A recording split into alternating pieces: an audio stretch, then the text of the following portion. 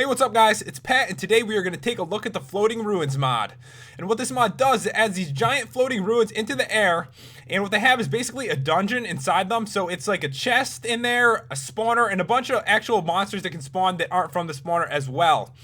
And it really makes these awesome structures in the air, because what's really going on here is it takes a giant chunk out of the ground. If you can see right from here, there's a huge chunk missing, and basically pulls the land up into the air and puts like a building in there. I think it's really awesome the way that they set it up.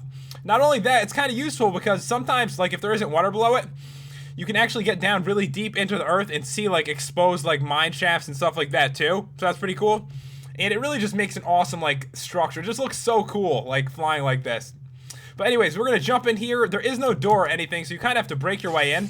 Oh, one last thing I wanted to mention about the ones in the jungle is that if there's like a giant tree, it won't grab the whole tree, which is kind of sad. You can see this only like got part of it. Like it won't grab the entire tree and go like way up super high into the sky, which I think would be awesome if they actually changed that.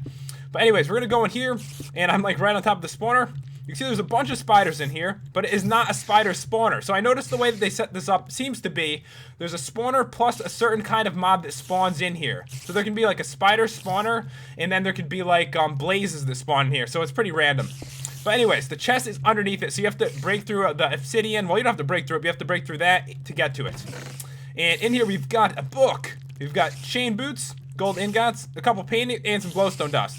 And the stuff is going to vary from okay stuff like this to actually some really good stuff like diamonds and emeralds.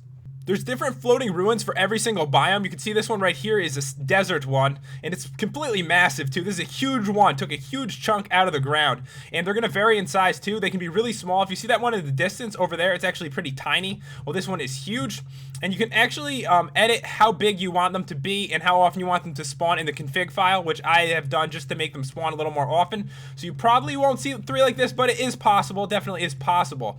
But you can actually make these spawn bigger if you want. If you really want to mess with it, they can be pretty awesome. But anyways, we're going to jump into this one, which is basically like a little pyramid. And there's like a creeper staring at me. Let's see what kind of spawner it is. This one is a wither skeleton spawner. So in the chest, there is a diamond, 2 cakes, a water bucket, and 2 gold ingots. It's pretty cool though. A diamond is a really good find. Alright, here's a floating ruin I found in the taiga biome. And you can see this one actually looks kind of awesome because it's basically like an ice thing, but it's like broken there and there's like water flowing down. I don't know. It makes such cool like waterfalls and stuff. But anyways, it's kind of like I would say a igloo. Kind of like an igloo in this one. And there's like these creepers that are like electrical looking. I thought those were really cool that spawn in here. And this one is a zombie spawner. But not only that, it shows the zombie with gear on, which is kind of cool the way that they set that up. There actually are like custom spawners that spawn them like specifically with gear on. So they obviously put a lot of effort into that. A lot of paintings in here. That is a lot of paintings. And some arrows. Some of the cooler structures you're going to see are going to be in the mountain biomes. Basically because they take a huge chunk out of the ground, and sometimes they happen to grab like part of the mountain with it. You can see this one grab like a small piece of the mountain, but on occasion it'll grab like a huge chunk of it, and they can spawn really strange for these ones. So let us get in here and see what there is to offer us. And the spawner is that electrical kind of creeper, which is pretty cool. And in here we've got 2 blaze rods, 3 golden apples. That is sick. That is an amazing find. I mean, golden apples are not easy to find. Chain leggings, gold ingots, and 2 eggs as well. The ones that spawn in the taiga biome and the ones that spawn in the icelands basically look the same, but I figured, you know, why not just check out another one anyway? Trying to go through all the different biomes so you guys can see exactly what there is that it, you know, offers you.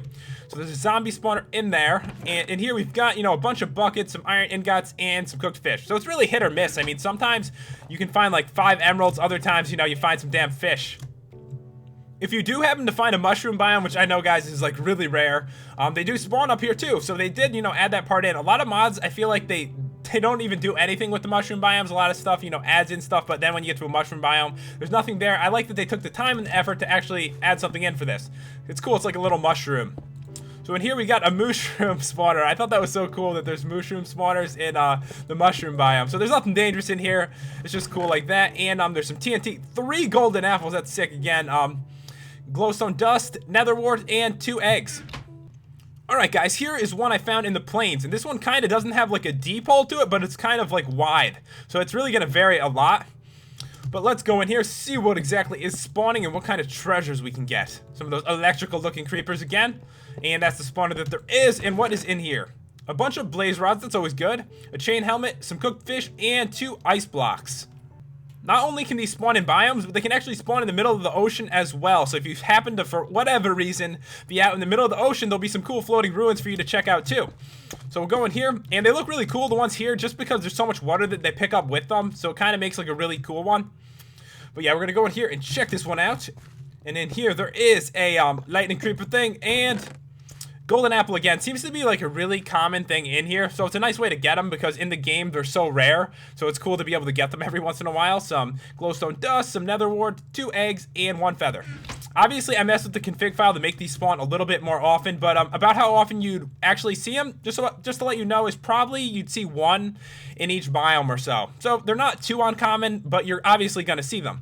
Anyways, guys, if you want to check out this mod, the download is in the description. And if you did enjoy this, make sure you hit that subscribe button for some more awesome videos. I will see you guys later.